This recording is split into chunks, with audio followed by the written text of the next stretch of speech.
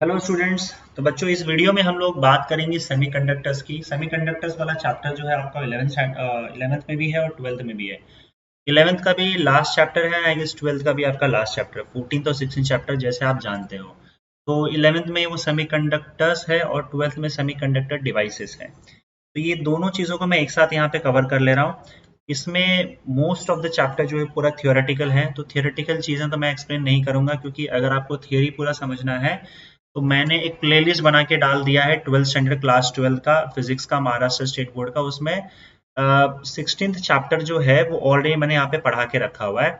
इस 16th chapter में 11th के भी सारे के सारे बेसिक्स मैंने कवर कर रखे हैं उस एक ही वीडियो में, जो आपको करीबन 2.5-3 घंटे का वीडियो है। तो आपको पूरा थियरी उसके अंदर आपको कवर करके मिल जाएगा, तो आप वो पूरा देख लेना। वापस से वही चीज़ पढ़ाने का लॉजिक नहीं है। तो जो भी महाराष्ट्र स्टेट बोर्ड का मेरा वन शॉट्स है, पूरे की पूरा 16 चैप्टर्स का वन शॉट्स पढ़ा हुआ है, प्लेलिस्ट बनाया हुआ है। जो ये प्लेलिस्ट है एमएचटी सीईटी का मेरा, उसके जस्ट पहले का प्लेलिस्ट आप देखोगे तो मिल जाएगा पूरा वन शॉट, उसमें आप देख लो तो ये थियरी पार्ट आपका दोनों का कवर हो जाएगा। बाकी जो उसमें कुछ इंपॉर्टेंट फॉर्मूले हैं या फिर जनरली क्वेश्चन जो है ना, वो लॉजिक गेट्स पे या फिर एक दो फॉर्मूले उस पे पूछे जाते हैं। थ्योरेटिकल क्वेश्चंस के लिए आप पूरा वीडियो देख सकते हो, क्योंकि वो थियरी तो कहीं से भी पूछ सकते हैं, तो पूरा थियरी ऑलरेडी एक बार पढ़ाया हुआ है तो वापस पढ़ाने का कोई लॉजिक नहीं, आप वहां से देख सकते हो। तो मैं सिर्फ इसमें उतना ही पार्ट कराऊंगा, 2-3 फॉर्मूला बेस्ड जो भी क्वेश्चन होगा और जो लॉजिक गेट्स में क्वेश्चंस आते हैं, बस मैं वही आपको यहाँ पे कराऊंगा। तो बहुत ज्यादा लंबा वीडियो नहीं होगा, बहुत ही शॉर्ट वीडियो हो गया, जिसमें क्लास 11 क्लास 12 सेमीकंडक्टर्स दोनों कवर हो जाएगा। ठीक है। तो जो भी दो चार फॉर्मूले वो देख लो आप यहाँ पे। एक तो पीएन जंक्शन की बात होती है। पीएन जंक्शन आपका या तो फॉरवर्ड बायस हो सकता है या तो रिवर्स बायस हो सकता है। ये जो पीएन जंक्शन डायोड है, इसको डायोड बोलते हैं। डायोड में देखो, ये वाला हिस्सा जो होता है ये पी टाइप का होता है, और ऐसा वाला जो हिस्सा है लाइन वाला हिस्सा, उसको एन टाइप बोलते हैं। P type, N type. अगर पी बैटरी के पॉजिटिव टर्मिनल से कनेक्टेड है और एन नेगेटिव से, तो हम बोलते हैं फॉरवर्ड बायस। फॉरवर्ड बायस है तो इसमें करंट बड़े आसानी से फ्लो हो सकता है, फॉरवर्ड बायस अगर डायोड है तो जब कभी भी आपका फॉरवर्ड बायस दिया हुआ हो क्वेश्चन में, तो आप उसको या तो इससे रिप्लेस कर लो, मतलब डायोड को किसी रेजिस्टर से रिप्लेस कर लो, अगर डायोड का कुछ ना कुछ रेजिस्टेंस दिया होगा तो। अगर आपका डायोड आइडियल है, कई बार लिखते हैं कि आइडियल डायोड है, तब तो इसका जीरो रेजिस्टेंस है, तब आप इस डायोड को स्ट्रेट लाइन से रिप्रेजेंट कर सकते हो, सीधा सिंपल सा वायर जिसका कोई रेजिस्टेंस ना हो। रेजिस्टेंस दिया है तो डायोड रेजिस्टर बन जाएगा। अगर फॉरवर्ड बायस है तो बात कर रहा हूं मैं, डायोड रेजिस्टर बन जाएगा या फिर स्ट्रेट लाइन बन जाएगा, अगर वो आइडियल डायोड है तो। ठीक है। अगर सपोज करो रिवर्स बायस है डायोड, इसमें कैसा होता है, P connected to negative and N connected to positive terminal of the battery. तो ऐसे केस में भाई इसका जो जनरली माना जाता है कि इनफाइनाइट रेजिस्टेंस होता है, मतलब आपका सर्किट ब्रेक होगा और डायोड के थ्रू कोई भी करंट पास नहीं होगा। तो आप एक टूटे हुए सर्किट से रिप्रेजेंट कर सकते हो डायोड को, अगर वो रिवर्स बायस्ड है तो। ठीक है। बात करते हैं ट्रांजिस्टर की। ट्रांजिस्टर के केस में ये मेन इक्वेशन है आपका एमिटर करंट, इसको एमिटर करंट बोलते हैं। Emitter current is equal to base current plus collector current. Base plus collector current मिला के एमिटर करंट होता है, जिसमें अल्फा का वैल्यू जो होता है वो alpha current gain in CB mode. अगर आपका ट्रांजिस्टर सीबी मोड में काम करता है तो अल्फा करंट गेन होता है। बीटा जो होता है वो करंट गेन होता है सी मोड में। ठीक है। सी मोड मतलब कॉमन एमिटर, सीबी मतलब कॉमन बेस मोड। और इसका फॉर्मूला देखो, अल्फा का आईसी अपॉन आई और बीटा का आईसी अपॉन आई बी। इसमें बीटा में बी आता है, अल्फा में ई आता है, दोनों ऊपर नीचे आईसी होगा। अल्फा और बीटा में रिलेशन है, वो रिलेशन आपको याद रखने की जरूरत नहीं, आप खुद ही अगर ये इक्वेशन आपको पता है ना, तो इससे आप डिराइव कर सकते हो। I E is equal to I B plus I C. बस इतना ध्यान रहे कि आईसी से डिवाइड कर दो पूरे इक्वेशन को। तो जब आईसी से डिवाइड कर दोगे तो I E upon I C is equal to I B upon I C और प्लस वन हो जाएगा। अब देखो, alpha is I C upon I, यहाँ पे आई अपॉन आई सी है तो ये वन अपॉन अल्फा हो जाएगा, ये वन अपॉन बीटा हो जाएगा प्लस वन। अब इससे चाहिए जैसा आप अल्फा बीटा के टर्म्स में, बीटा अल्फा के टर्म्स में निकाल सकते हो, बस इतना याद रखो, या डायरेक्टली याद भी रख सकोगे तो चलेगा। One upon alpha is equal to one upon beta plus one. फिर इसमें गेन डिफाइन होता है, गेन।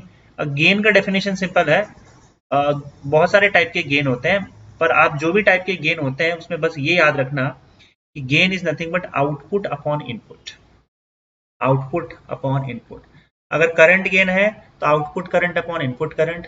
अगर वोल्टेज गेन है तो output voltage upon input voltage. अगर पावर गेन है तो output power upon input power. अगर सपोज करो आपका रेजिस्टेंस गेन भी शायद निकालते हैं तो आउटपुट रेजिस्टेंस इम्पिडेंस गेन बोलते हैं उसको, तो उसमें output resistance upon input resistance आ जाता है।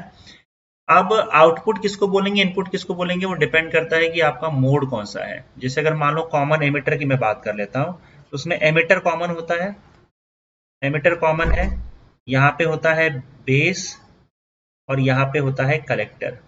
तो जो भी बेस का करंट होगा IB वो इस केस में यहाँ इस साइड इनपुट होता है और इस साइड आउटपुट होता है।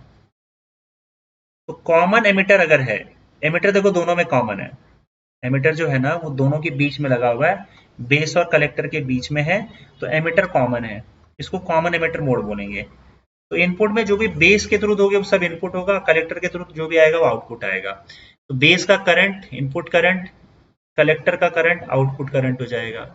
देन उसके बाद फिर आपका बेस और एमिटर के बीच में वोल्टेज इनपुट वोल्टेज और कलेक्टर एमिटर के बीच में आउटपुट वोल्टेज हो जाएगा। तो ये जो सिचुएशन आएगा हम क्वेश्चन में देख लेंगे इनकेस आया तो मोस्ट ऑफ द क्वेश्चंस मैंने देखा है वो डिजिटल इलेक्ट्रॉनिक्स से पूछते हैं। तो डिजिटल इलेक्ट्रॉनिक्स देखो क्या है, यहाँ पे लॉजिक गेट्स की बात होती है। तो लॉजिक गेट्स में देखो अलग अलग टाइप का गेट्स होता है, आप यहाँ पे देख सकते हो। तो सबसे पहले हम बात करते हैं एंड गेट की। तो एंड गेट ऑपरेशन कुछ ऐसे करता है कि दो इनपुट्स को मल्टीप्लाई करता है, ए डॉट बी, मतलब दो इनपुट्स हैं यहाँ पे ए और बी, मल्टीप्लाई करके आपको वाई मिलेगा अगर वो एंड गेट है तो। अब देखो इनपुट्स वन और जीरो ही होते हैं लॉजिक गेट्स में। तो ये चार पॉसिबिलिटीज यहाँ पे है, 0 0 0 1 1 0 1 0 1, ये चार पॉसिबिलिटीज है। इसमें आप देख सकते हो कि एंड गेट में मल्टीप्लाई कर रहे हो आप, दोनों जब तक वन नहीं होगा तब तक वन नहीं आएगा, दोनों में से कोई भी इनपुट अगर जीरो आ गया तो आउटपुट में आपको जीरो ही आएगा क्योंकि मल्टीप्लाई हो रहा है। तो एंड गेट में वन दोनों वन रहेगा तो वन आएगा, बाकी सब जीरो आएगा। और गेट एक्चुअली एडिशन वाला गेट होता है, उसको दिखाया कुछ इस तरीके से जाता है। इस गेट का रिप्रेजेंटेशन ए और बी का इनपुट यहाँ पे y मिल रहा है, y is equal to A plus B होता है। इसमें देखो अगर एक भी इनपुट वन रहा तो बाहर आउटपुट में वन आ जाएगा क्योंकि आप ऐड कर रहे हो। तो अगर इस केस में दोनों जीरो रहा तो ही जीरो आएगा, नहीं तो बाकी सारे केस में वन आ जाएगा। एक है नॉट गेट, नॉट गेट का रिप्रेजेंटेशन ऐसा है, मतलब इसको सिंबल बोलते हैं, सिंबल ऐसा है, ट्राइंगल बना के गोला बना देते हैं। ये क्या करता है कॉम्प्लीमेंट कर देता है, ए डालोगे ए बार आ जाएगा, ए बार डालोगे तो ए आ जाएगा उल्टा। और वन का कॉम्प्लीमेंट, इसको कॉम्प्लीमेंट बोलते हैं, कॉम्प्लीमेंट ऑफ ए। वन का कॉम्प्लीमेंट जीरो होता है, जीरो का कॉम्प्लीमेंट वन होता है, तो जीरो डालोगे वन आएगा, वन डालोगे जीरो आएगा। ठीक है, देखो यहाँ पे बताया मैंने, वन का कॉम्प्लीमेंट जीरो, जीरो का कॉम्प्लीमेंट वन, सिंपल है। एक का कॉम्प्लीमेंट ए बार, समझे। उसके बाद है आपका नैंड गेट। नैंड गेट जो है एंड प्लस और का कॉम्बिनेशन है। तो पहले तो एंड करता है ये A dot B, dot AND करेगा मतलब मल्टीप्लाई करेगा, और उसके बाद क्या करता है वो ऊपर जो है ना उसका कॉम्प्लीमेंट ले लेता है। तो जैसे मान लो आपने ए लिखा वन और आपने बी लिया है जीरो, तो पहले तो ये एंड करेगा मतलब ए डॉट बी करेगा, ए डॉट बी करेगा तो जीरो आ जाएगा, और फिर उसका कॉम्प्लीमेंट लेगा और कॉम्प्लीमेंट जीरो का क्या हो जाएगा, वन हो जाएगा। तो बात सिंपल है, ये एंड का उल्टा है, एंड जो भी गेट है उसका उल्टा है। तो एंड आपके पास दिख रहा है कितना है, 0 0 0 1, तो इसका आउटपुट इसका सीधा कॉम्प्लीमेंट हो जाएगा, कॉम्प्लीमेंट में क्या आ जाएगा 1 1 1 0, एंड का सीधा कॉम्प्लीमेंट ले लो आप, तो वो नैंड बन जाएगा। वैसे ही नॉर जो है वो और का कॉम्प्लीमेंट है, नॉर क्या करेगा, और प्लस नॉट है, नॉर इज नथिंग बट और प्लस नॉट, तो पहले और करवाएगा, ऐड करवाएगा, उसका कॉम्प्लीमेंट ले लेगा। तो जो यहाँ पे आप देख सकते हो कि और का आ रहा है 0 1 1 1, इसका 1 0 0 0 आ जाएगा। लास्ट में एक एक्सॉर गेट है, एक्सॉर गेट में इनपुट ए बी डालोगे तो इसका थोड़ा अजीब सा है output, A B bar plus A bar B, और आप इसका ट्रुथ टेबल देख सकते हो यहाँ पे, इसको ट्रुथ टेबल बोला जाता है जो भी इनपुट्स और आउटपुट आप बनाते हो। तो आप देख सकते हो यहाँ पे कि दोनों जीरो के लिए जीरो आ रहा है, दोनों वन के लिए भी जीरो आ रहा है। अगर अलग अलग रहेंगे 0 1 1 0 तो 1 1 आएगा आउटपुट। फिर यहाँ पे डी मॉर्गन थ्योरम आप याद रख सकते हो कि अगर मान लो प्लस में है, ए प्लस बी प्लस सी, ये सारे इनपुट्स प्लस में है, और अगर आपने पूरा का एक साथ इसका बार ले लिया, कॉम्प्लीमेंट ले लिया, तो ये बार सब में बटेगा लेकिन फिर प्लस का मल्टीप्लीकेशन हो जाएगा। वैसे ही ऑलरेडी मल्टीप्लीकेशन में है इनपुट्स, अगर A B C, A dot B dot C dot, और आपने बार ले लिया तो बार बटेगा लेकिन फिर मल्टीप्लीकेशन का एडिशन हो जाएगा बटने के बाद। ठीक है, वन का बार जीरो होता है, जीरो का बार वन होता है। अगर आप बार का बार ले लोगे तो फिर से वापस वही आपको नंबर मिल जाएगा, जैसे कि वन का बार वन ही होगा, जीरो का बार जीरो ही होगा, क्योंकि आप एक बार कॉम्प्लीमेंट ले रहे हो फिर कॉम्प्लीमेंट लोगे तो वही नंबर आपको वापस मिल जाएगा। तो ये तो हो गया लॉजिक गेट। सब क्वेश्चंस पे आते हैं, देखो यहाँ पे सबसे पहले क्या देके रखा हुआ है, the current in the following circuit is, इसमें करंट कितना जा रहा है ये आपको पता करना है। तो देखो आप यहाँ पे किरचॉफ्स लॉ यूज कर सकते हो। तो 5 और 3 में आप देखोगे कि 3 जो है वो लोअर पोटेंशियल पे है। ऐसे केस में आप क्या करना, बैटरी बना लो ऐसे इसको लगा के, और बैटरी में ये 5 पोटेंशियल पे है, ये 5 पोटेंशियल पे है और ये 3 पोटेंशियल पे है। तो आपका बैटरी का जो पोटेंशियल डिफरेंस है वो 5 माइनस 3 2 हो जाएगा, 2 volt. Potential difference is 2 volt. तो भाई पोटेंशियल डिफरेंस 2 वोल्ट है, और मैंने आपको बताया था पहले ये चेक करो कि ये फॉरवर्ड बायस है कि रिवर्स बायस है। फॉरवर्ड बायस एक रिवर्स बायस के लिए आप देखोगे ये प्लस, देखो जहां पे लोअर पोटेंशियल है वो नेगेटिव टर्मिनल हो गया, जहां पे हायर पोटेंशियल है वो पॉजिटिव टर्मिनल हो गया। तो आपका पी टाइप पॉजिटिव से जुड़ा हुआ है और एन टाइप नेगेटिव से जुड़ा हुआ है। इसका मतलब ये पीएन जंक्शन डायोड जो है वो फॉरवर्ड बायस्ड है, फॉरवर्ड। तो मैंने आपसे कहा था जब भी फॉरवर्ड बायस रहा तो आप क्या करोगे, उसको स्ट्रेट लाइन बना दो, और उसके बाद फिर रेजिस्टेंस यहाँ पे ऑलरेडी देके रखा है 200 ओम, और आपका पोटेंशियल डिफरेंस V जो है वो 2 वोल्ट है, करंट मान लो I जा रहा है इसके थ्रू, तो V is equal to I R का इक्वेशन यूज कर लो, आपको I मिल जाएगा, I is equal to V by R, V का वैल्यू 2, R का वैल्यू 200, तो ये हो जाएगा 10⁻² एम्पियर। ठीक है, आपका ऑप्शन डी आ जाएगा। अगला पार्ट आप देख सकते हो यहाँ पे, the output y in the following circuit will be 1 if and only if. हमको चाहिए आउटपुट 1, ठीक है। तो पहले ये देख लो कि आउटपुट आ क्या रहा है। अब यहाँ से आउटपुट देखना शुरू करते हैं। देखो तुमने ए इनपुट यहाँ पे डाला, this is A, this is B, A input यहाँ पे डाला, तो यहाँ से एक और वायर निकाल के ऊपर डाल दिया है, मतलब इनपुट ए यहाँ पे भी आ रहा है और इनपुट ए इस गेट में भी आ रहा है। वैसे यहाँ पे इनपुट बी आ जाएगा। अब ये हमारा एंड का सिंबल है, एंड है, इसका मतलब ए डॉट बी यहाँ पे आ जाएगा, और यही ए डॉट बी आपका यहाँ जाएगा। इसका मतलब इस गेट के लिए जो कि और है, this is OR gate, this is AND gate, तो मैं थोड़ा सा ए डॉट बी यहाँ कर देता हूँ। ये एंड है ना, तो एंड ए और बी का एंड कर देगा, तो ए डॉट बी, एंड मतलब मल्टीप्लीकेशन। अब ये A and A dot B और ये ए, ये दोनों ये और गेट में ढाल रहे हैं हम लोग, ये और गेट है, तो और क्या करेगा, दोनों को ऐड कर देगा। तो आपका आउटपुट क्या आएगा बताओ यहाँ पे, वाई ए पहला इनपुट और plus A dot B, A plus A dot B, ऐसा आ जाएगा। और हमको ये क्या चाहिए, आउटपुट 1 चाहिए, तो इसमें बोला ये गया है b is 1, a is 1, a is 0, b is 0। ऐसा हम क्या डालें यहाँ पे कि आउटपुट आपका 1 आ जाएगा। तो देखते हैं, अगर सपोज करो तुमने एक यहाँ पे b की बात कर लेते हैं हम लोग, a डॉट b, आउटपुट हमको 1 चाहिए, the output y in the following circuit will be 1 if and only if b is 1, a is 1, a is 0, b is 0। चलो देख लेते हैं। अगर मैं सपोज करो यहाँ पे b1 डाल देता हूँ, बी मैं यहाँ पे 1 डाल देता हूँ, तो b1 डालोगे तो a डॉट 1 जो होता है वो 1 हो जाता है, मतलब b1 डालो और उसके बाद फिर a में a कुछ भी डालो, उससे फर्क नहीं पड़ता है। चलो करके देख लेते हैं, पहला वाला ऑप्शन देख लेते हैं, ऑप्शन ए सही है क्या है, ए ऑप्शन है। अगर आपने b1 डाल दिया मान लो, तब a का चेक कर लो, तो आपका y का वैल्यू क्या हो जाएगा, a प्लस ए डॉट 1। अब पहला केस में आप a0 डाल के देखो, अगर आप a0 डाल के देखोगे तो y1 हो जाएगा फट से, और a अगर आप 1 डाल के देखोगे, अगर आप a1 डाल के देखोगे, 1 प्लस 1 डॉट 1, 1 प्लस 1 1 होता है, 1 प्लस 1 1 होता है, ठीक है। तो आपका यहाँ पे क्योंकि 1 प्लस 1 में आप देख सकते हो ना, यहाँ पे और में देखो 1 प्लस 1 1 होता है, तो इस केस में आपका 1 आ गया। लेकिन यहाँ पे देखो ये अपने आप 1 आ जाना चाहिए, क्योंकि a के वैल्यूज पे डिपेंड नहीं रहना चाहिए। आपका वैल्यू अगर सपोज करो यहाँ पे देखो दो पॉसिबिलिटीज आ जा रहा है, a का वैल्यू अगर आप सपोज करो 0 डालोगे तब तो y का वैल्यू कुछ भी हो सकता है, y का वैल्यू a पे निर्भर करता है। a का वैल्यू अगर आप 1 डाल रहे हो, नहीं सॉरी, अगर आप इस केस में a का वैल्यू 0 डालते हो तो y 0 हो जाएगा, और a का वैल्यू 1 डालोगे तो y 1 हो जाएगा, ठीक है। और तो ये ऑप्शन जो है ना ए में, ये फिक्स नहीं हो पा रहा है कि आपका इनपुट जो है 1 ही आना चाहिए। अच्छा ठीक है, दूसरा केस देख लेते हैं, पहले देखते हैं। इसमें तो ए पे अब डिपेंड करने लगा, ए का जो वैल्यू होगा वो डिसाइड करेगा कि y 1 आएगा कि 0 आएगा। ए 0, ए को 0 कर दो। अब देखो आपका आउटपुट जो है यहाँ पे देख सकते हो, अगर आप a 0 कर दोगे तो y 0 हो ही जाएगा, तो भाई y तो 1 आ ही नहीं पाएगा। a का वैल्यू 1 डालोगे तो ये इस बात पर डिपेंड करता है कि b का क्या होगा, है ना। तो इन दोनों का ऑप्शन अभी फिलहाल रखा हुआ है b 0। अगर b 0 डाल दोगे तो y का वैल्यू फिर से a पे डिपेंड करेगा। यार इसमें तो अलग अलग ऑप्शन आ रहा था। Output y in the following circuit will be 1 if and only if b is 1। नहीं, b 1 नहीं भी होगा, अगर मान लो b 0 होगा तो भी आ जाएगा। इफ एंड ओनली बोला है ना कि b is 1।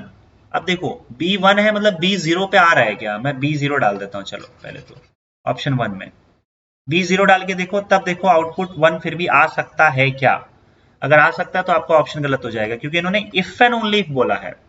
If and only if अगर मैं b1 डाल रहा हूं मतलब b का 1 होना जरूरी है, b1 नहीं होगा तो आपका आउटपुट 1 आएगा ही नहीं। तो यहाँ पे चेक कर लेते हैं, b0 डाल दो, b0 डाल दोगे तो क्या हो जाएगा बताओ, b0 डालोगे तो y is equal to a आ जाएगा। अब a अगर इनपुट 1 डाल दोगे, मैं a इनपुट 1 डाल देता हूं तो काम खत्म, तब तो y 1 आ ही जाएगा ना। तो b के 0 होने से फर्क नहीं पड़ता, b का 1 होना यहाँ पे जरूरी नहीं है, b का 1 होना यहाँ पे कंपलसरी नहीं है। b 0 होगा तो भी मैं a 1 करके a इज इक्वल टू 1 करके आउटपुट 1 ला सकता हूँ, ठीक है। तो पहला केस तो गया, ये ऑप्शन में नहीं आएगा। अब देखते हैं ऑप्शन बी पे चलते हैं। ऑप्शन बी का क्या है भाई, a इज 0। अगर आप a 0 डाल देते हो तो ही है, मतलब a 0 होगा तो ही आपका y का वैल्यू 1 होगा। देखो a 0 डालोगे तो y का वैल्यू 1, देखो a 0 डालो तो y का वैल्यू 1 होगा ही नहीं, ये तो ऑप्शन वैसे भी गलत हो गया। इन्होंने बोला है कि a का 0 होना जरूरी है y 1 होने के लिए। क्वेश्चन को समझो, a 0 होना ही नहीं चाहिए, a 0 हो गया तब तो y कभी 1 नहीं हो पाएगा, तो ये तो ऑप्शन वैसे ही गया। a इज 1, अगर a 1 है, a का 1 होना जरूरी है, तो आप एक काम करो a इज इक्वल टू 0 डाल के देखो तब पॉसिबिलिटी क्या आ रही है। a इज इक्वल टू 0 डालोगे तो फिर y जो है आपका 0 ही आएगा। देख रहे हो, इसका मतलब a इज इक्वल टू 1 डालना ही पड़ेगा। अगर आपने a इज इक्वल टू 0 डाल दिया तो खेल ही खत्म हो जाएगा। तो इसका मतलब a का वैल्यू 1 कंपलसरी होगा ही होगा। a 1 नहीं डालोगे तो आप कुछ भी वैल्यू b का डाल लो, आपका आउटपुट 1 नहीं आएगा, क्योंकि a 0 डालने पर पूरा इक्वेशन 0 हो जा रहा है। a का 1 होना जरूरी है, तो यही ऑप्शन आपका सही है। D में b is equal to 0, b is equal to 0 डालें तो भी कोई दिक्कत नहीं है, a का वैल्यू 1 डालोगे तो आंसर 1 आ ही आएगा। मतलब कोई कंपलसरी कंडीशन नहीं है, बस कंपलसरी कंडीशन सी है कि a का 1 होना जरूरी है। a 1 नहीं होगा तो फिर आप कुछ नहीं कर पाओगे, आउटपुट आपका 1 नहीं आएगा। चलिए आगे बढ़ते हैं। In a 2 input logic gate, 2 input logic gate है, मतलब a और b, और ये तुम्हारा लॉजिक गेट है बीच में, और आउटपुट एक ही होगा शायद। When one input is 1, अगर एक इनपुट 1 है और दूसरा इनपुट 0 है तो आउटपुट आपका 1 आ रहा है। But even if both the inputs are 0, the output is 1। और अगर आपका मतलब 1, अगर मैं a और b की बात करूं तो अगर ये 1 है ये 0 है तो आपका आउटपुट जो है 1 आ रहा है। अगर दोनों 0 हो the output is 1, but even if both the inputs are 0 the output is 1। दोनों इनपुट 0 डालने पर 1 आ रहा है, ये तो बड़ा खतरनाक है। तो भाई ये तो एक ही काम हो सकता है, देखो ये कहीं ना कहीं नैंड या नॉर होगा, नैंड या फिर नॉर्म गेट में से हो सकता है। क्यों बता रहा हूं मैं, क्योंकि आपका ऐसा देखो 0 0 का 0, ये एक्चुअली क्या होता है एंड का, फिर बाद में हमने बार ले लिया रहेगा। तो आपको ये देखना पड़ेगा, पहले ये पता कर लो, इसका पहले तो उल्टा ले लो, इसका उल्टा लोगे तो 0 आ जाएगा और इसका भी 0 आ जाएगा। तो 0 0 का 0 और 1 0 का 0 सिर्फ एंड में होता है, समझ रहे हो ना। एंड में 0 0 का 0 और 1 इंटू 0 हो जाएगा, क्योंकि और होता तो 1 प्लस 0 0 हो जाता। तो ये एंड, और एंड का फिर हमने ये क्या ले लिया है, कॉम्प्लीमेंट ले लिया, तो नैंड आ जाएगा, समझे। तो ये पूरा केस नैंड का। वैसे तुमको ट्रूथ टेबल याद है तो मिल ही जाएगा, पर ये चीज आप नैंड में देखोगे कि 1 0 का 1 होता है और 0 0 का 1 होता है, चेक कर लो। नैंड देखो 0 0 का 1 होता है पहला ही है, और 1 0 का भी 1 होता है। कि मैंने कैसे पता लगा लिया, देखो क्योंकि देखो 0 0 का 1 देना ये किसी केस में नहीं हो सकता, ये सिर्फ एक ही केस में हो सकता है कि भाई वो 0 0 का पहले 0 हो फिर उसका 1 हो जाए। तो 0 0 का 0, क्योंकि ऐड करोगे तो भी 0, मल्टीप्लाई करोगे तो भी 0, तो एंड और दोनों के केस में पॉसिबल नहीं है। तो 0 0 का 0, 0 0 का 1 तभी हो पाएगा जब 0 0 का पहले 0 हो फिर 1 हो। ठीक है, तो ये काम किस में हो सकता है, देखो 0 प्लस 0 0 हो सकता है, और 0 इंटू 0 भी 0 हो सकता है। तो या तो ये नॉट सॉरी और गेट होगा, या तो ये आपका सॉरी 0 ही आएगा, या तो वो एंड गेट होगा। और जब 0 आ गया तब उसके बाद इसका अगर कॉम्प्लीमेंट लोगे नॉट लगा के, मतलब नॉर और नैंड कर दो अगर, तो उसके बाद ये 0 0 का 1 बन जाएगा। समझे? तो इसका मतलब ये कहीं ना कहीं 0 0 का अगर मुझे 1 मिल रहा है तो ये एक ही पॉसिबिलिटी है, या तो नॉर हो सकता है या तो नैंड हो सकता है। 0 0 का अगर मुझे 1 मिल रहा है तो या तो नॉर या तो नैंड होगा। तो नैंड नॉर में से हमने देख लिया कि भाई पहले 0 0 का पता लगा लो कि 0 इंटू 0 0 और 1 इंटू 0 0, ये सिर्फ एंड के केस में हो सकता है, क्योंकि और होता तो 1 प्लस 0 1 मिलता मुझे, 0 नहीं। तो एंड मिल गया, एंड पता चल गया तो उसके बाद नैंड कर दो उसको। तो ये नैंड का ट्रुथ टेबल, आप अगर नैंड का ट्रुथ टेबल चेक करोगे तो आपको मिल ही जाएगा। तो this is nothing but NAND gate, और ये आपका ऑप्शन डी आ जाएगा। आगे बढ़ते हैं। In the C transistor emitter current is 16 ampere. Emitter current आपको देके रखा हुआ है 16 मिली एम्पियर का, sorry 16 milli ampere, and base current is 2 milli ampere. Base current इतना ज्यादा नहीं होता है, पता नहीं ये कौन सा ट्रांजिस्टर है भाई, खतरनाक लेवल का ट्रांजिस्टर बना रखा है, पर इतना ज्यादा बेस करंट नहीं होता है। पर ठीक है, चलो क्वेश्चन जो दिया है उसके हिसाब से हम देख लेते हैं। The value of current ratio alpha and beta DC. अब ये तो फॉर्मूला पता है ना हम लोग को, पहले तो तुम आई ढूंढ लो, क्योंकि आई लगेगा, सॉरी आईसी ढूंढ लो, आईसी लगेगा। अल्फा और बीटा के फॉर्मूले में आईसी आता है। हम लोग को पता है I is equal to I B plus I C. तो आई का वैल्यू 16 है, आई बी का वैल्यू 2 है, तो आपको यहाँ से आई सी का वैल्यू मिल जाएगा 14 मिली एम्पियर। अब बस आपको फॉर्मूला ही यूज करना है, alpha is equal to I C upon I E, और आई सी 14 है और आई का वैल्यू 16 है, तो 14 अपॉन 16 कितना हो जाएगा, 7 अपॉन 8। 7 अपॉन देख लो, ऑप्शन सी में सिर्फ आ रहा है, ऑप्शन सी सही होगा। बाकी आप बीटा भी फॉर्मूला निकाल सकते हो, तो आई सी अपॉन आई बी हो जाएगा। अब आई सी का वैल्यू है 14 और आई बी का वैल्यू 2 है, तो ये 7 आ जाएगा। ऑप्शन सी में आपको 7 भी दिख रहा है बीटा का वैल्यू, तो ऑप्शन सी करेक्ट ऑप्शन है। आगे बढ़ जाते हैं। In the following logic circuit output y1 and y2 are. y1 y2 का आउटपुट आपको चेक करना है, तो आप एक काम करो, फटाफट करते जाओ इसमें जो जो दिया हुआ है। अब देखो ये इनपुट 1 दिया है यहाँ पे, तो 1 डालोगे यहाँ से, और उसके बाद फिर ध्यान से देखना, इधर तो 1 आ गया। अब ये 0 है, तो ये 0 यहाँ पे जा रहा है ना। उसके बाद फिर आप देखोगे तो ये बड़ा खतरनाक लेवल पे देखो क्या करके रखा हुआ है, कि यहां से जोड़ के रखा हुआ है इनपुट। इसका मतलब ये कि ये जो y1 है, ये y1 इनपुट यहां से इसके अंदर डाल दिया है, मतलब ये 0 है और ये y1 है, समझ रहे हो, ये y1 है यहाँ पे, मतलब इसका इनपुट 0 है और उसके बाद y1 से लेकर रखा हुआ है।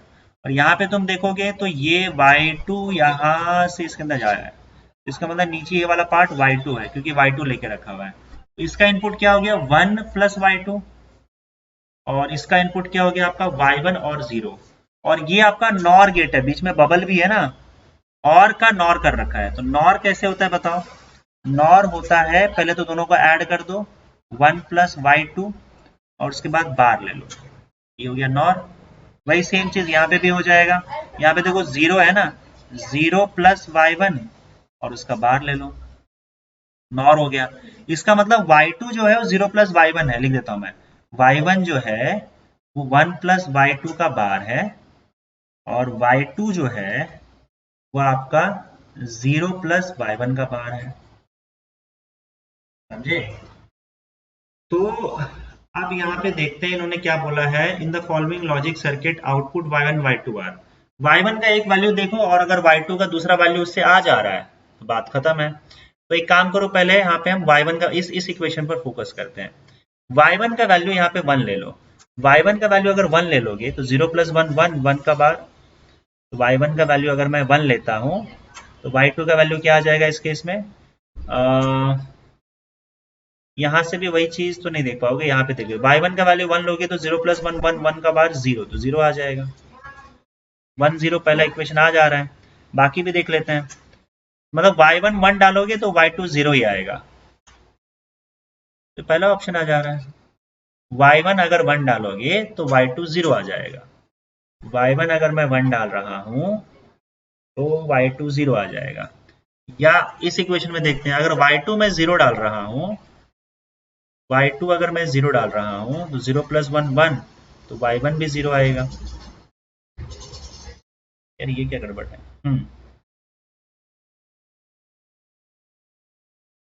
एक सेकेंड यार।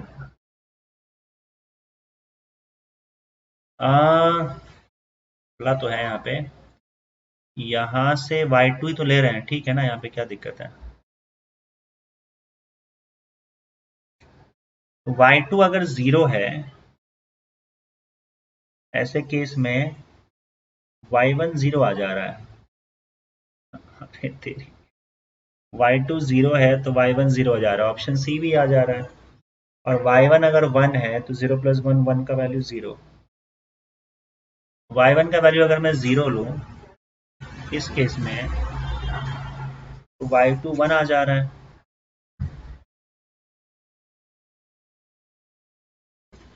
Output y1 and y2 are, ये थोड़ा सा गड़बड़ लग रहा है मुझे यार। ये दो इक्वेशन फॉर्म हुए हैं, 1 और 0 डाल दिया तो 1 प्लस यहाँ पे जो भी इनपुट आएगा y1 से, तो 0 प्लस y1 का बार और गेट है। वहां पे 1 प्लस,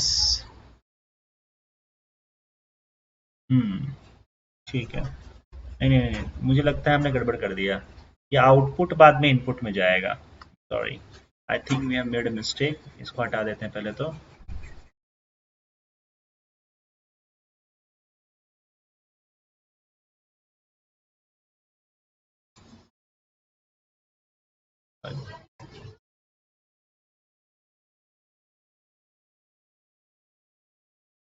देख लेते हैं वापस से।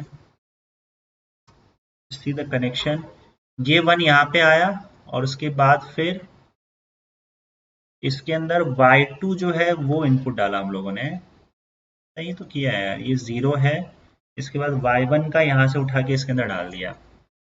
अगर ऐसा कुछ है तो लेट्स से कि यहाँ पे हमने वैल्यू a डाला हुआ है और यहाँ पे वैल्यू b डाला हुआ है और ये आपका 0 है। पहले कर लेते हैं फिर देखते हैं बाद में। अब यही a आपका जो है वो आउटपुट में आ जाएगा y2 के, मतलब इसका आउटपुट इसमें डाल दिया, इसका आउटपुट इसमें डाल दिया। अब इसके आउटपुट में क्या आएगा देखो यहाँ पे, 1 प्लस a का बार। इन लोग का जो गेट है, गेट तो नॉर ही है, इस तरह से तो नॉर ही बनता है। और यहाँ पे क्या आ जाएगा, 1 0 प्लस b का बार। एक काम करो, और ये 0 प्लस बी फिर वहां चला जाएगा, नहीं रहने दो। देखो यहाँ 1 आ रहा है और यहाँ y2 आ रहा है, ये y2 इनपुट हम डाल रहे हैं यहाँ पे। ऐसे ही होना चाहिए यार, इस 0 यहाँ पे आया और y1 यहाँ पे आ गया, क्योंकि y1 हमने उठा के यहाँ से y1 यहाँ से ले लिया, y2 यहाँ से ले लिया। अब 1 प्लस y यहाँ पे आएगा, 1 प्लस y2 इसका बार हो जाएगा। सिंपल है, क्योंकि यहाँ पे नॉर गेट है तो पहले और होगा फिर बार होगा। और यहाँ पे आप देखोगे तो 0 प्लस y1 का बार हो जाएगा। अब 0 प्लस y1 का बार जो है, इसको आप लिख सकते हैं y1 का बार, y1 का बार। इसका मतलब y2 जो है वो y1 का बार होगा, y2 विल बी y1 का बार, और y1 विल बी, और यहाँ पे y1 जो होगा वो 1 प्लस y2 का बार होगा। 1 प्लस, देखो 1 प्लस समथिंग, 1 प्लस 1 1 होता है, तो 1 प्लस y2 1 ही हो जाएगा। ध्यान से समझना है इस चीज को। 1 plus anything will be 1 only.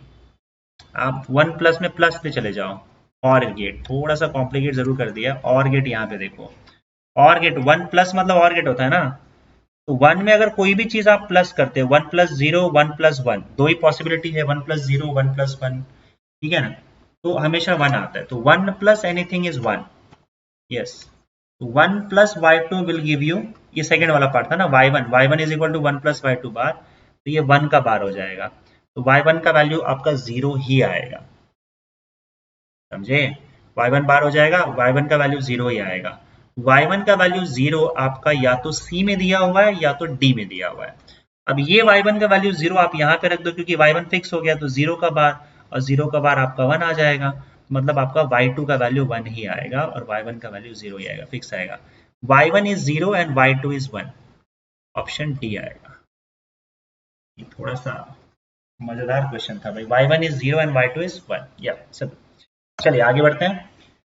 For a common emitter amplifier, common emitter CE mode में एम्पलीफायर, देखो सीई मोड में मैंने आपको बताया था कि आपका जो करंट गेन होता है, करंट गेन वो होता है आई थिंक, हाँ बीटा होता है। सी मोड था ना, ये देख लेते हैं।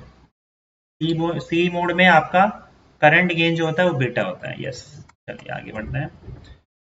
द वोल्टेज गेन इज 40, लेकिन उन्होंने वोल्टेज गेन देके रखा हुआ है, वोल्टेज गेन ए भी लिखते हैं, that is output voltage upon input voltage, तो वोल्टेज गेन इन्होंने देके रखा हुआ है 40। The input and output impedances, impedance मतलब रेजिस्टेंस, तो इनपुट रेजिस्टेंस 100 ओम का दिया हुआ है और आउटपुट रेजिस्टेंस आपका 400 देके रखा हुआ है। इम्पिडेंस मतलब रेजिस्टेंस। पावर गेन पूछा गया है, power gain, power gain, power gain, power gain मतलब output power upon input power होगा, तो पावर गेन देख लेते हैं। Power gain will be equal to output power, delta power gain लिख देता हूं, power gain is equal to output power upon input power.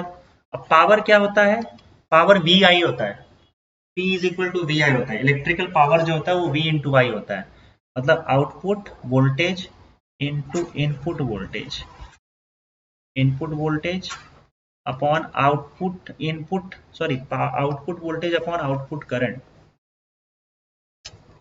Output voltage upon output current, output current, और input voltage upon input current. तो तेरी,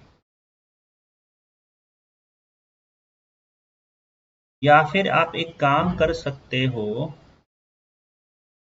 beta आ जाएगा, beta यहाँ पे देके रखा तो नहीं है, रेजिस्टेंस देके रखा हुआ है ना। पावर में, पावर का और क्या फॉर्मूला होता है, वी स्क्वायर बाय आर होता है। हाँ एक काम करो ना, power is equal to V square by R होता है ना, तो पावर का formula V square by R लिख लो, या I is equal to V by R आप लिख सकते हो।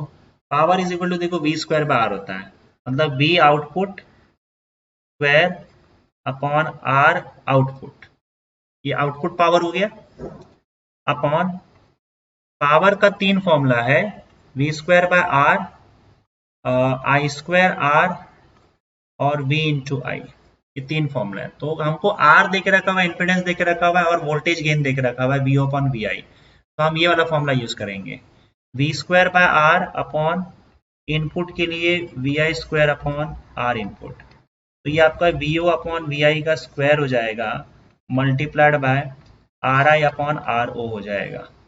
तो पावर गेन आपका आ जाएगा, V O upon V I का वैल्यू देके रखा हुआ है, ये गेन 40, दिस इज 40, तो 40 का square multiplied by Ri is 100 and Ro is 400, so this will go, तो ये हो जाएगा 40 इंटू 40 अपॉन 4, 4 10s are 40 और ये आपका 400 आ जाएगा, ऑप्शन बी, 4 10s are 40। हाँ ठीक है, चलिए आगे बढ़ते हैं। The resultant gate and its Boolean expression in the given circuit is, ये गेट किसका है, उसका एक्सप्रेशन क्या है, एक्सप्रेशन मिल गया तो गेट मिल ही जाएगा आपको, तो आप एक काम करो यहाँ से ए डालो, और ये नॉट गेट है, याद रखना, ट्राइंगल बना के सर्कल डाला हुआ है ना, तो ये नॉट गेट है, ए डालोगे तो यहाँ पे भाई ए बार आ जाएगा और यहाँ पे बी बार आ जाएगा, नॉट है ना, यही ए बार यहाँ पे जाएगा और यही बी बार यहाँ पे जाएगा, इन दोनों का ये कौन सा गेट है, नॉट, देखो बबल डाल दिया है, ये और गेट है, और का बबल डाल दिया है तो नॉर हो जाएगा, यानी कि करवाया रहेगा बबल बबल बबल वाला। देखो एंड पे बबल डाल दिया तो नैंड हो गया, और पे बबल डाल दिया तो नॉर हो गया। तो वैसे ही यहाँ पे और पे बबल डाल दिया मतलब ये नॉर हो गया, नॉर मतलब दोनों को ऐड हो जाएगा, तो फाइनली यहाँ पे ए बार प्लस बी बार आ जाएगा। अब देखो मैंने डी मॉर्गन्स थ्योरम आपको बताया था, तो आपका आउटपुट आ रहा है A bar plus B bar. De Morgan theorem में क्या था बताओ, ये फॉर्मूला आपका ए डॉट बी का बार हो जाएगा। देखो ए डॉट बी का बार, ए डॉट बी का होल बार का फॉर्मूला क्या था, बार सेपरेट होगा, बार सेपरेट होगा तो ए बार डॉट का प्लस हो जाता है, प्लस बी बार। तो तुम इसको ऐसे भी तो लिख सकते हो ना, तो मैंने इसको क्या कर दिया, ऐसे लिख दिया। ए डॉट बी उसका बार कर दे रहा है, तो पहले तो डॉट कर रहा है तो ये एंड हो जाएगा, एंड गेट का। उसका बार कर दे रहा है, इसका मतलब नैंड हो गया, ये नैंड गेट है। और ए डॉट बी का बार है ऑप्शन डी। वैसे भी ए डॉट बी का बार पता चल गया तो ऑप्शन डी वैसे आप टिक कर दोगे, कोई दिक्कत नहीं। For a transistor the current ratio alpha is equal to 69/70। Alpha का वैल्यू 69/70 है, तो बीटा ढूंढना है आपको। अब अल्फा बीटा में रिलेशन मैंने आपको लास्ट में बताया था, 1/अल्फा इज इक्वल टू 1/बीटा प्लस 1 होता है। तो ये आपका क्या हो जाएगा, बीटा का वैल्यू आपको चाहिए तो आप अल्फा वैल्यू डाल दो। 1/अल्फा क्या हो जाएगा, 70/69। तो 70/69 इज इक्वल टू 1/बीटा प्लस 1। तो ये आपका 1/बीटा इज इक्वल टू 70/69 माइनस 1 हो जाएगा। दैट इज इक्वल टू 1/69, 1/बीटा is equal to 1/69, yes, and beta is equal to 69। तो ये है जो है ऑप्शन बी आ जाएगा। बस बच्चों, तो यहाँ पे बस इतना ही फिलहाल इस चैप्टर के लिए। क्वेश्चंस लगभग उतने डिफिकल्ट नहीं है, इसमें थोड़े से अलग है, बस लॉजिक गेट्स में थोड़ा सा घुमाया जाता था, वो मैंने आपको सब क्लियर कर दिया है। बाकी देखो याद करने वाली चीजें हैं, याद करने वाली चीजें तो आपको याद करना पड़ेगा, उसमें कोई लॉजिक कॉन्सेप्ट उतना खास तो नहीं लगता। तो मतलब थियोरेटिकल है मोस्ट ऑफ द केसेस में क्वेश्चंस। तो थियोरेटिकल क्वेश्चंस के लिए अगर आपको थियोरी पढ़ना है तो मैंने आपको पहले बताया कि मैं वीडियो शूट करके डाल चुका, आप वहां से देख सकते हो। बाकी जो कुछ मुझे इंपॉर्टेंट चीजें लगी यहाँ पे हाईलाइट करने के लिए वो मैंने कर दिया है। तो ये चैप्टर भी आपका हुआ खत्म। एक बात और है बच्चों की, 2 चैप्टर बचा हुआ है 12th का, वो तो मैं कर दूंगा शायद एग्जाम से पहले। 11th का कंप्लीट कर पाना पॉसिबल नहीं लग रहा है मुझे। और मैंने शुरू में बताया था बच्चों की मेरे पास बिल्कुल भी टाइम नहीं रहता है, दिन भर का मेरा काम लगा हुआ ही रहता है। बीच बीच में जब भी कभी मुझे जैसा भी टाइम मिलता है, मैं पूरी कोशिश करता हूँ कि पहली प्रायोरिटी दे के आपका ये काम कर दूँ। तो कल तक मोस्ट प्रॉब्ली 12th का वो 2 चैप्टर भी मैं कोशिश करूंगा डाल दूंगा, खत्म करूंगा। लेकिन 11th के जो चैप्टर्स है उसमें से मुझे लगता है मैंने 2 चैप्टर, ये एक तो साउंड करा दिया था, और उसके बाद फिर ये सेमीकंडक्टर्स वाला पार्ट हो गया, और एक चैप्टर शायद और कोई तो चैप्टर था वो भी खत्म हो गया। 3 चैप्टर तो मैंने करा ही है। स्टार्टिंग ही वही जो है 1-2 चैप्टर्स, 2-3 चैप्टर्स वो छूट गए हैं। तो देखता हूँ, मेरे पास जैसा जितना टाइम रहेगा मैं डाल देता हूँ। लेकिन शायद थोड़ा सा मुश्किल हो जाए 11th स्टैंडर्ड का पार्ट। लेकिन 12th पूरा खत्म हो चुका है, 2 चैप्टर भी खत्म हो जाएगा। और मैं ये भी सोच रहा था कि अभी टाइम तो है नहीं, तो मैं कुछ मॉक टेस्ट का प्रिपरेशन करवाऊँ आपसे, टेस्ट वगैरह दूँ आपसे, टेस्ट वगैरह दिलवाऊँ आपसे। तो मैं उसके काम में भी थोड़ा लगा हुआ हूँ, क्योंकि वो ज़्यादा ज़रूरी है, रिवीजन और मॉक टेस्ट बहुत ज़रूरी है। तो नहीं तो फिर आपके पढ़ने का कोई फ़ायदा नहीं होगा इतना सारा अगर आपने पढ़ा है, और अगर आप रिवीजन और टेस्ट ही ना दो तो एग्जाम में फिर शायद वो काम ना आ पाए। वो ज़रूरी है इस चीज़ के लिए। तो चलेगा, देखते हैं जैसा हो पाएगा, जितना हो पाएगा मैं कर रहा हूँ अपने तरफ से। आपको रिवीजन और मॉक टेस्ट चालू करना होगा अब, क्योंकि टाइम काफ़ी नज़दीक आ चुका है। Okay, thank you.